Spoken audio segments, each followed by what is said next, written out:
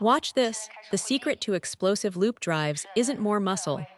It's learning to stay loose, then accelerate at exactly the right moment.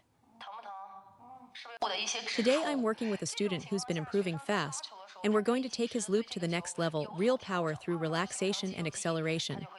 Watch as he rallies here. When a student can adjust to each ball in real time, muscle memory starts to form. There it is, very nice, the quality is coming up. Keep the rhythm, don't rush. Hold your angle. Beautiful. Keep that body framework steady. That's it, that's the structure I want to see.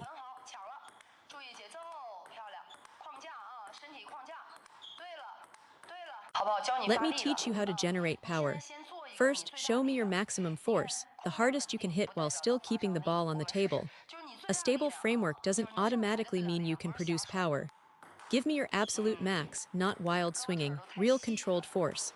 There, that's your maximum right now. It feels like your arm is straining. Any more effort and the ball flies off the end.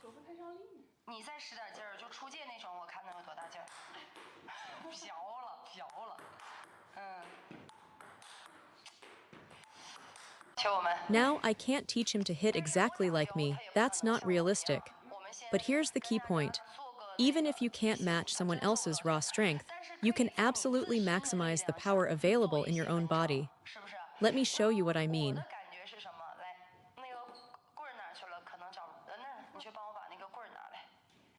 Now first, let your arm hang completely loose. Why is it so stiff? Relax more, even more. There, that's a fully relaxed state. Now swing your arm, put some speed into it. Fast, good. Now relax, let it drop, and swing through to hit the stick I'm holding. Does it sting a little? It should. Again, swing. Still too slow. Again, all you have to do is make contact with my stick. If you can't reach it in time, you're too slow. Try again.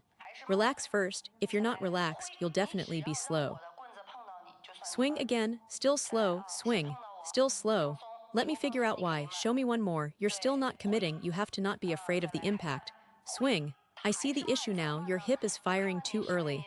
This part of the rotation is engaging too soon. Slow the hip down just a fraction. There, better. Getting better. That's an improvement.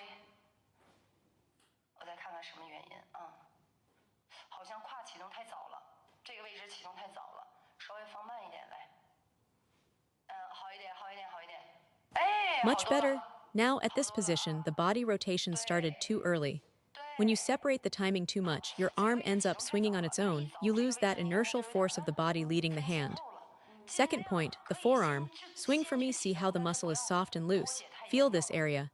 When you're truly relaxed, the swing speed is incredible, you can't even keep up with it. That's the level you need to reach. Try it. This muscle group in the forearm, especially the lower half right here, needs to be completely engaged and tight at the moment of contact.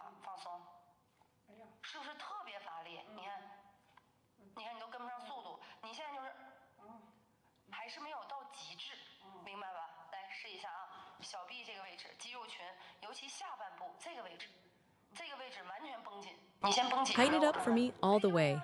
Yes, push it to the extreme. Now sit and swing. Stay relaxed through the swing, then tighten right here at the end. There, feel how the racket speed jumped. Much faster. Try it on the ball now. The real reason most players can't generate power is simple. They don't know how to relax and they don't know how to accelerate. That's the whole secret. Start relaxed. Follow the ball into your backswing. Don't rush to hit. Just track the ball back. Again, follow the ball. Let the arm stay loose. Even looser in the forearm. That one was good. Again, follow the ball back, then accelerate. Beautiful. Now add the full follow-through. Get ready. Again, prepare. Nice, that had real pop. You don't have to be heavier than someone to hit harder than them. That's the power of relaxation.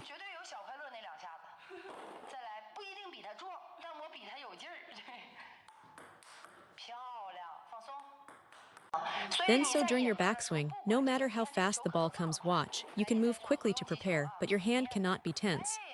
Don't let the incoming ball make you anxious. The moment you tighten up early, your whole body goes rigid and you lose the ability to accelerate later. Stay loose. Beautiful. Relax. Nice shot. Relax. See how much more power that produces. At the higher levels, it really does come down to these details. It's not just about learning which stroke goes where. That's the easy part.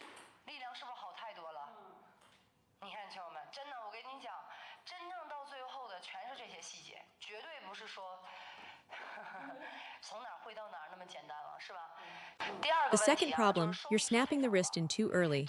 You must push through the ball first, then let the wrist close naturally at the end. If you deliberately fold the wrist in early, you collapse the stroke. Some players fold upward, some fold inward, but both kill the power. Women especially tend to tighten up and shorten the motion. That's why coaches push female players to open up their strokes. Without natural strength, you need a full, extended swing to maximize what you have.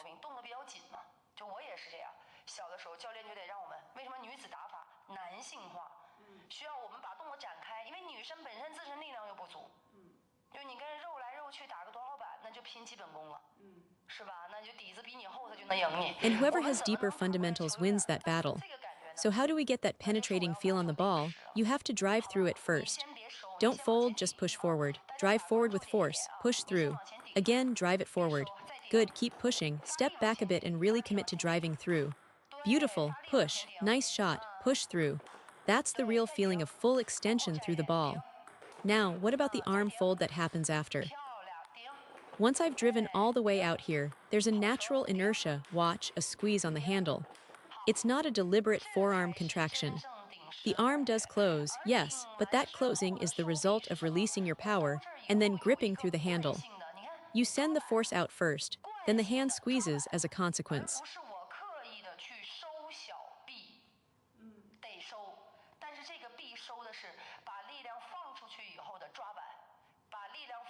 It's not that you deliberately fold the arm the instant you touch the ball. Drive through first, then let the follow-through happen naturally. Watch, very good. Drive through, then follow through. Beautiful, push, nice shot. There it is. See the difference? Before, your first bounce was landing here, short on the table. Now you're driving the ball all the way to the end line. When the ball reaches the baseline, it becomes much harder to defend. Let me show you, loop one at me, I'll try to block it. Keep going.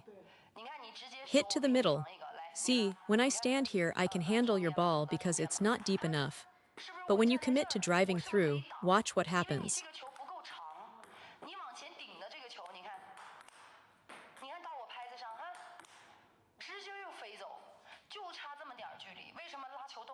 A deep loop lands near the baseline, and the second bounce kicks even higher. You need to meet the ball early, push through it aggressively before that spin fades. Commit to driving forward.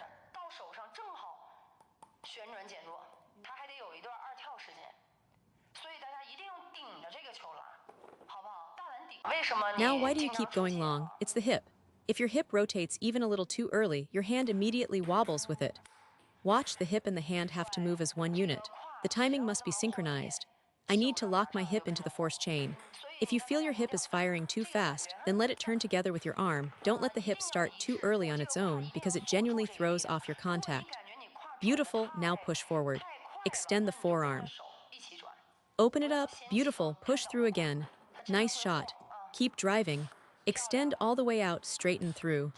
Yes, that's exactly what was missing, just that last bit of extension. Think of it this way, here's your contact zone. Call it point A, point B isn't about shoving the ball forward in a straight line.